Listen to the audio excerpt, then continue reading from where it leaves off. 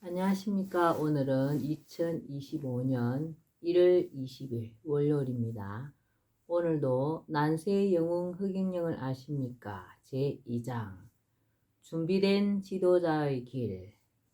한반도는 일정한 시기에 이전과는 전혀 다른 새로운 문명으로 새 시대를 잉태하고 출범시킬 예비된 땅이며 한민족은 새 시대를 열어갈 예정된 민족이다. 이를 위해 이 땅은 한민족을 이끌고 이기주의와 투쟁으로 얼룩진 절망의 세상을 상생과 화합의 희망찬 세상으로 바꾸어갈 공의의 지도자를 배출할 자리이기도 하다. 언젠가 그 지도자는 세계 통일의 꿈을 이루어 민족과 국가가 서로 돕고 화합하며 아름다운 하모니를 이루는 화이부동의 낙원 같은 세계를 건설하게 될 것이다. 소명을 가진 사람. 한국은 세계를 통일해야만 하는 필연적 소명을 받은 나라이며 이는 나와 무관하지 않다.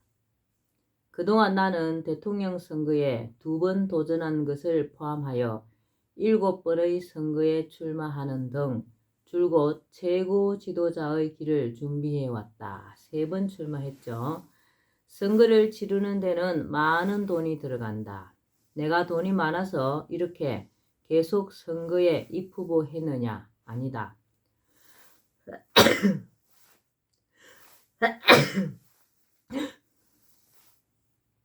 오직 하나, 나의 소명을 완수해야 하기 때문이다. 내게는 우리 국민의 고통과 국가적 난제들을 해결하고 우리나라를 인류 국가이자 세계의 모범국으로 이끈 후 모든 인류가 공존 공영할 수 있는 시스템 속에서 이 세상 누구라도 먹고 사는 문제로 고통받지 않을 수 있도록 할 사명이 있다. 또 말할 수 없는 참상을 이야기하는 전쟁과 인류에게 재앙은 물론 지구 자체의 종말을 가져올 수도 있는 환경 파괴 문제를 해결해야 할 사명도 있다. 이 사명을 이루기 위해서는 세계 통일이 반드시 필요하며 세계 통일을 이루기 위해서는 한국의 국가 지도자라는 위치가 필요하다. 말하자면 한국의 국가 최고 지도자가 되는 것은 사명 완수의 첫 단추를 끼우는 일이다. 나의 아버지는 김수로 왕을 시조로 하는 김의 허씨, 남자, 권자이다. 만석군이었던 아버지는 내가 태어나기 전 소작인들에게 토지를 무상으로 나누어 주었다는 이유로 사상범으로 몰려 사형을 선고받고 1950년 6.25 전쟁이 나기 이틀 전 서울 형무소에서 돌아가셨다. 어머니는 하만조씨, 개자 식자로 아버지가 사시던 인근마을 조씨 가문 부잣집 딸로서 아버지에게 시집와 아버지가 서울 형무소에 수감되자 아버지 옥바라지를 위해 상경하여 중랑천 다리 밑 가마니 움막에서 기거하시던 중 신비로운 꿈을 꾸고 나를 낳으셨다. 아버지의 사형 소식을 들은 어머니는 아버지의 시신을 찾으려고 수소문하던 중 6.25 전쟁이 터지는 바람에 아버지를 찾지 못한 채 태어난 지 6개월밖에 되지 않은 나를 업고 천리길을 피난해 아버지와 함께 사셨던 지수면 승산마을로 내려오셨다. 어머니는 그간의 허술한 움막에서의 기도 생활과 모진 추위 속에서 나를 낳다가 얻은 산후병 그리고 나의 출생과 관련한 주변의 오해 속에 얻은 마음의 고통으로 고생하시다 내가 4살 때 돌아가셨다.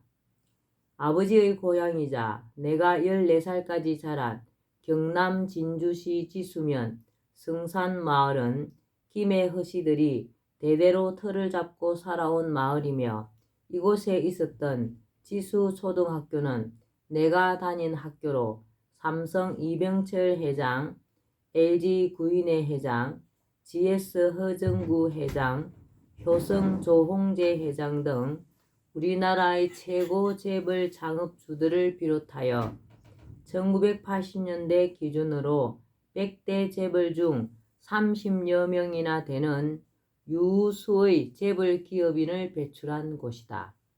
숭산마을은 용이 조산인 방어산에서 빙 돌아 내려와 몸을 털고 다시 조산을 바라보는 형세를 한 희룡고조형의 지세에 진주 남강이 마을을 빙 둘러싸면서 남쪽에서 북쪽으로 역수하여 밖으로 나가는 곳이 보이지 않는 특이한 지형을 이루고 있다. 나는 이곳 숭산마을에서 이전에 아버지가 땅을 나누어 준 한 소작인의 집에 의탁되어 그 농부의 양아들이 되었다. 그러나 말이 양아들이지 그 생활이란 머슴과 다를 게 없었다. 가난한 시골 살림살이 겨울에도 불을 떼지 않는 싸늘한 냉방에서 혼자 자면서 낮이면 나무를 하고 소를 돌보았고 농사철이면 그름을 저 나르는 등 농사를 도왔다. 7살 되던 해 어느 날 오후였다. 늦게까지 집 헛간에서 아궁이에 불을 지피며 소죽을 쓰고 있는데 한 나이 많은 탁발성이 찾아와 시주를 청했다. 내가 시주를 하자 그 스님이 내 얼굴을 물끄러미 바라보더니 말했다. 너는 이 집 아이가 아니구나. 스님께서는 그걸 어떻게 아십니까? 그러자 스님은 내 부모님의 이름을 물었다. 아버지의 조남은 허락할 허, 남쪽 남, 근세 근이며 어머니 조남은 나라 조, 개수나무 개, 심을 식입니다. 제 이름은 서울경 편안할 영입니다. 스님은 한자의 의미를 곰곰이 따지는 듯 하더니 곧 입을 열었다. 훌륭한 선물을 주는 사람은 그 대가를 바라지 않고 일찍 떠나는 법이다. 공자와 석가를 낳은 어머니들 역시 모두 일찍 떠나셨느니라. 그래야 그 자녀는 더욱 큰 고통 속에서 강한 열매가 될 수 있다. 큰 나무에서 씨앗이 태어날 수는 있어도 큰 나무 바로 옆에서 자란다면 그 씨앗은 큰 나무가 될 수 없지. 큰 나무와 붙어 있는 작은 나무는 햇빛을 볼 수 없기 때문이다. 또한 가난한 음지의 시절을 보내야 고통받고 가난한 사람들의 가슴을 감동시킬 수 있다.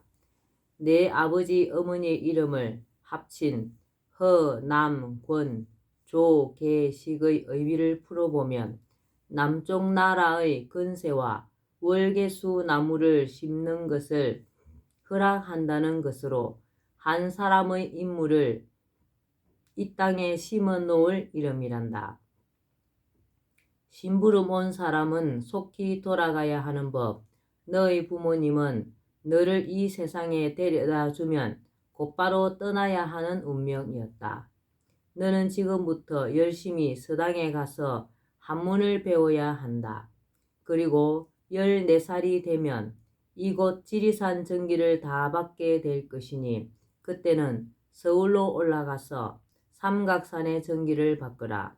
장차 많은 공부를 해서 세상을 편안하게 하는 지도자가 될 것이다.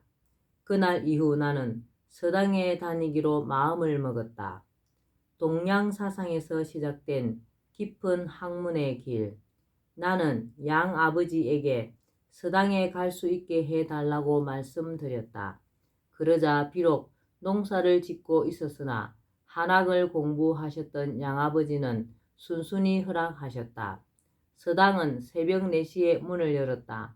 나는 그 시간에 맞추어 서당에 도착했고 마을 아이들과 함께 공부를 시작했다.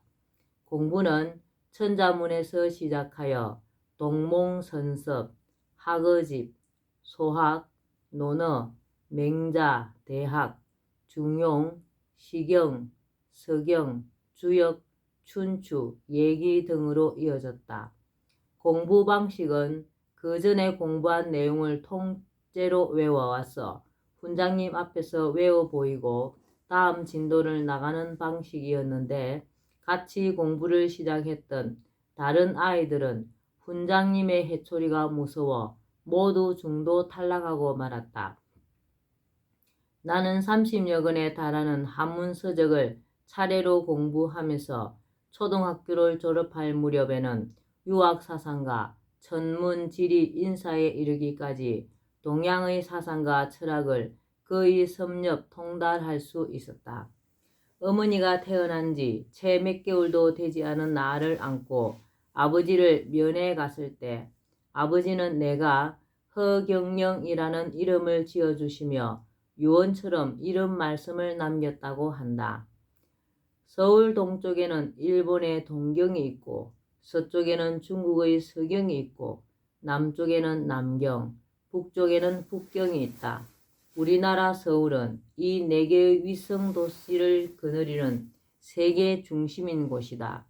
이름을 서울경, 편안할 영으로 해라. 나중에 자라서 서울을 세계의 중심이 되게 하여 국민을 편안하게 해주는 이름이다. 그러고 보면 아버지가 내게 남기신 것은 나의 소명이 담긴 내 이름이 유일하다. 그리고 이 유언이 7살 때 탁발성이 일러준 말과 내가 진주를 떠나 서울로 갈 때 가지고 간 어머니 무덤의 흙과 함께 나에게 온갖 어려움 속에서도 흐트러짐 없이 배우고 정진할 수 있게 한 원동력이 되었다. 언젠가 나는 아버지의 바람과 같이 국가 최고 지도자가 되어 나라를 이끌고 국민을 편안하게 하고 나아가 온 세상 사람들을 행복하게 할 소명을 다하게 될 것이다. 특별한 능력. 내게는 어려서부터 특이한 능력이 있었다. 갓난 아기 때 산후병으로 고통받는 어머니의 젖을 먹을 수 없었던 나는 동량젖을 얻어먹고 자랐는데 내게 젖을 준 동네 아주머니들의 지병이 낫곤 하여 앞다투어 내게 젖을 먹이려고 했다 한다. 이러한 일은 이후에도 계속되었는데 이것은 영적 초능력이 발휘되는 것으로서 어떤 치료 행위를 하는 것이 아니다. 그저 사람을 쳐다보면 낫는 것으로 세간의 기치료와는 근본적으로 차원이 다르다. 이러한 나의 영적 초능력의 실제에 대해서는 강남의 유명한 모 병원장이었던 000 박사가 내 눈빛으로 병이 낫고 난 후 내게 통합의학진흥연구원과 내 능력에 대한 의학적 연구 계약을 주선했던 사실만으로도 알 수 있다. 그런데 영적으로 어떤 특별한 사정이 있는 사람은 나의 영적 초능력의 효과를 보지 못하는 경우도 있다. 그런 경우는 나로서는 어쩔 수가 없다. 내 IQ가 430이라는 것은 이제 웬만한 사람은 다 알고 있다. 내 IQ의 사실 여부에 대해서는 박정희 대통령 시절 대통령실 비서관을 역임했던 고 장국진 박사의 증언이 남아있다. 나는 학습력과 기억력, 통찰력, 예지력, 창의력, 추진력 등 모든 인간 능력에서 믿기지 않을 정도의 능력 발휘가 가능하다. 나는 예리하고 폭넓은 통찰력으로 아주 복잡하게 얽힌 난제도 쉽게 해결할 수 있고 탁월한 예지력으로 몇 년 후에는 물론 몇십 년 후의 일까지 훤히 내다볼 수 있다. 이를테면 30여 년 전에 오늘날 우리나라가 세계에서 가장 아이를 낳지 않는 나라가 될 것이고 생산 가능 인구가 감소하고 초고령 사회로 치달으면서 경제가 활력을 잃게 될 것이며 한편으로 부익부 빈익빈 현상이 심화되어 중산층이 무너지고 가계부채가 급속히 느는 등 국가적 위기가 올 것을 예측했다. 그리고 이에 대한 완벽한 해결 방안을 내놓기까지 했다.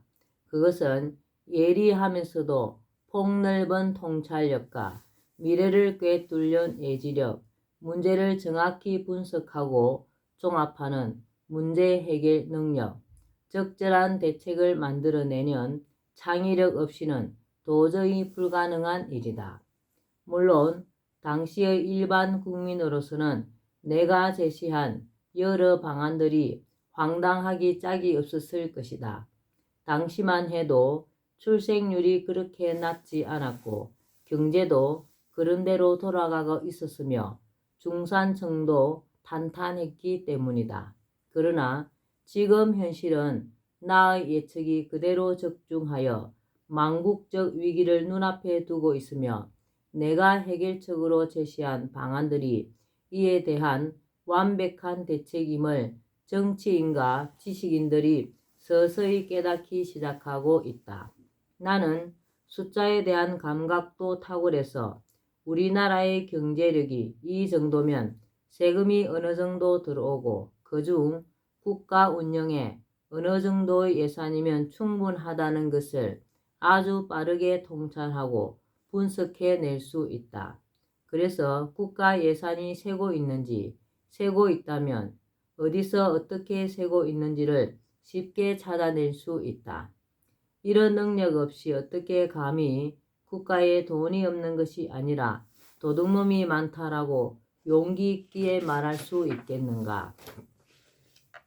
2012년 12월 19일 제18대 대통령 선거 이틀 전 후보였던 박근혜 전 대통령이 유세 중일 때 나는 위키트리 TV 생방송에 출연해 박근혜 후보가 51% 지지를 받고 당선되지만 4년 안에 촛불 시위가 일어나고 청와대 구판, 국회 개헌 주장, 탄핵으로 대통령직에서 쫓겨나게 될 것을 예언했다.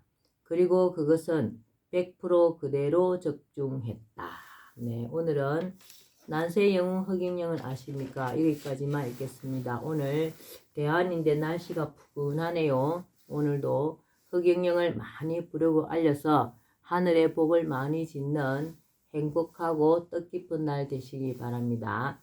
감사합니다. 허경영, 허경영, 허경영.